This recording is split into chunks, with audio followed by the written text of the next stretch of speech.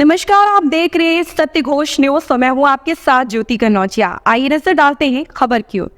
सीतापुर में सेवानिवृत्ति राज्य कर्मचारी कल्याण समिति के बैनर तले मुख्यमंत्री को संबोधित ज्ञापन कार्यालय जिलाधिकारी सीतापुर के माध्यम से 5 सूत्रीय मांग पत्र ज्ञापन सौंपा। इस ज्ञापन में 30 जून तथा 31 दिसंबर को सेवानिवृत्ति होने वाले कर्मचारियों को एक इंक्रीमेंट से वंचित किया जाता है, जबकि उनकी 1 वर्षीय सेवाएं पूर्ण हो जाती है तथा जुलाई के वेतन में इंक्रीमेंट दिया जाता है, परंतु जुलाई में वेतन के स्थान पर पेंशन मिलने के कारण सेवानिवृत्ति कर्मचारियों को वंचित कर दिया जाता है। इस ज्ञापन में प्रमुख मांग को पूरा करने के लिए सभी संवर्ग के कर्मचारी संगठनों द्वारा एक स्वर में एक बैनर तले मांग की गई कि सुप्रीम कोर्ट के आदेश होने के बावजूद अभी तक नहीं दिया गया है, जिसे पूरा किया। जिला पंचायत राज अधिकारी, गन्ना विभाग सहित कई अन्य विभागों में चिकित्सा प्रतिपूर्ति शासनादेश के बावजूद सेवानिवृत्ति कर्मचारियों को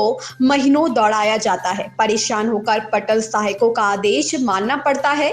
सेवानिवृत्ति पश्चात 90% जीपीएफ भुगतान 3 वर्षों तक लटकाया जाता है। समय से न मिलने पर कर्मचारियों को अपनी पारिवारिक जिम्मेदारियां निभाने में कर्ज तक लेना पड़ता है। इन्हीं मुद्दों को लेकर आज लगभग 250 की संख्या में आए हुए सेवानिवृत्ति कर्मचारियों ने अपना मांग पत्र सौंपा। आज प्रमुख चंद्रभान सक्सेना, नवल किशोर मिश्रा, के तिवारी, मधुर मंगल मिश्रा आदि उपस्थित रहे। सत्य घोष न्यूज चैनल के लिए सीतापुर से नवल किशोर मिश्रा की रिपोर्ट। हमारे सेवानिवृत्त पेंशनर्स के बहुत सारे संगठन हैं और उनकी सबकी मांगें लंबित हैं।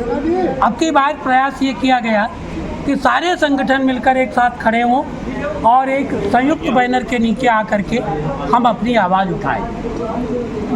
इससे पहले भी हम प्रधानमंत्री और मुख्यमंत्री को संबोधित ज्ञापन देते रहे हैं, लेकिन कुछ विशेष जागृति नहीं आई। तो ये निर्णय लिया गया प्रदेश स्तर पर कि एक बार सभी लोग मिलकर लोकसभा चुनाव के पहले अपनी बात फिर से कहें। और आज उसी क्रम में पूरे उत्तर प्रदेश में हर जिले में संयुक्त पेंशनर समिति के तत्वावधान में ये ज्ञापन दिया जा रहा है।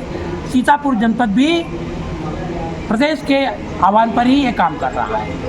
इसमें मेन चीज़ और कुछ पूछना सर, ये अगर चुनाव कार्यकाल में भी आपकी मांग नहीं मानी गई तो आप क्या करेंगे? अग्रिम रणनीति क्या होगी आपकी? हमारी स्थिति ये है कि हम लोग बुजुर्ग और काफ़ी धैर्यवान अनुभवशील व्यक्ति हैं। इतनी जल्दी हम उबलते और उलझते नहीं हैं, लेकिन अगर पेंशनर के ऊपर ध्यान नहीं दिया जाएगा तो सरकार को इतना ज़रूर कहना चाहेंगे कि प्लीज़ अभी मौका है, आप इसका ध्यान दीजिए। और जो मांगे हमारी जायज़ मांगे हैं, कोई ऐसी मांग नहीं है जिससे कोई बड़ी दिक्कत आए। हम चाहते हैं कि इनके ऊपर आप ध्यान दें और इनका निस्तारण करें। एक आधे बिंदु बता दीजिए। बिंदुओं में 1 से 17 हमारे 17 सूत्री मांगे हैं। पहली मांग तो है कि हमारी पेंशनर कल्याण सलाहकार समिति की बैठक नियमित 6 माह पर हो, लेकिन पिछले 3 साल में नहीं हुई। जब बहुत दबाव बनाया गया तो एक हुई। हम चाहते हैं ये रेगुलर हो ताकि हमारी बातें शासन तक पहुंचती रहें। दूसरी चीज़ ये है कि अगर 30 जून को कोई सेवानिवृत्त हो गया, 1 जुलाई को इंक्रीमेंट ड्यू था, 365 दिन पर मिल जाता है, तो उसको पहली का लाभ काल्पनिक दिया जाए। 365 दिन पूरे हो गए 30 जून को, और एक काल्पनिक वेतन वृद्धि देकर उसको पेंशन दी जाए।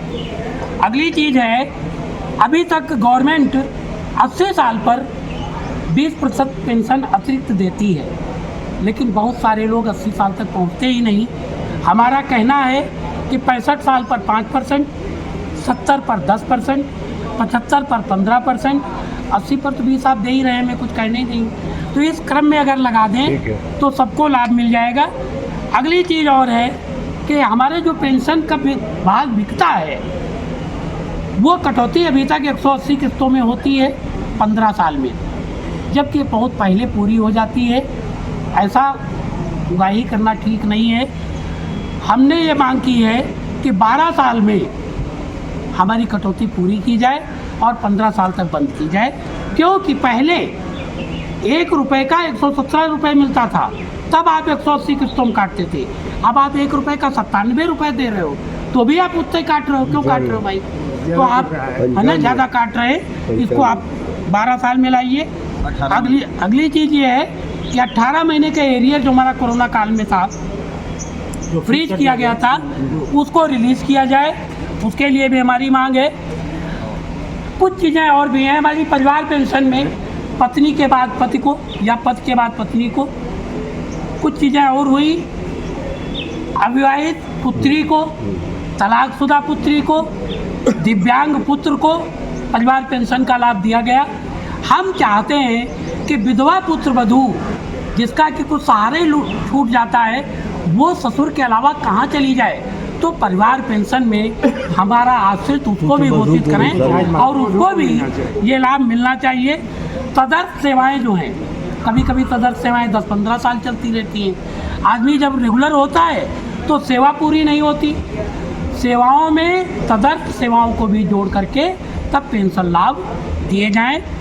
केंद्रीय कर्मचारियों का जो है पता लगा, विज्ञप्ति पहले निकली, आवेदन पहले हुए, नियुक्ति प्रक्रिया पूरे होने में 5 हो गया, उन बेचारों को नई पेंशन नहीं मिल रही। हम चाहते हैं जो पहले से विज्ञापित हैं उनको भी ये लाभ दिया जाए।